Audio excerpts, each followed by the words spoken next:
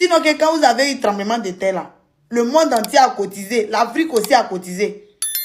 Je t'écoute parler et honnêtement, ce n'est pas de la colère que je ressens, mais une profonde tristesse face à ton ignorance. Quand on ose parler de la douleur d'un peuple avec autant de légèreté, on n'expose pas sa force, on expose ses propres lacunes. Est-ce que tu sais seulement ce que signifie un deuil national?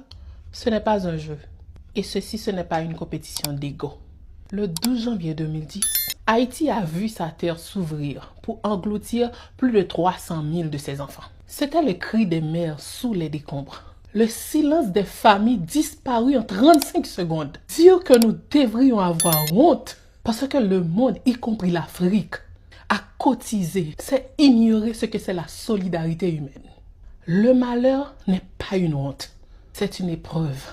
La vraie honte, c'est de manquer d'empathie face à une tragédie de cette ampleur. Tu oses dire que nous ne sommes pas africains? C'est nier l'histoire même de ton continent.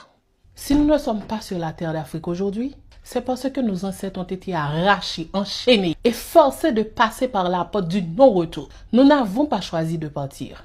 Nous avons été volés. Mais si on a coupé nos liens géographiques, on n'a jamais pu couper le sang qui coule dans nos veines.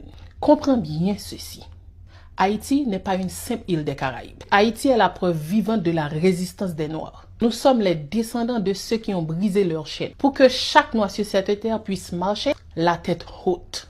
Quand tu vois des Haïtiens s'impliquer, se battre ou revendiquer leur place, sache que c'est le retour. Ariana est le retour de ces enfants déportés qui reviennent vers leurs racines avec fierté. Avant de parler d'Haïti, renseigne-toi. Parce que ce que tu affiches ici, ce n'est pas une opinion. C'est une insulte à la mémoire de nos ancêtres communs. On ne joue pas avec le deuil, hein?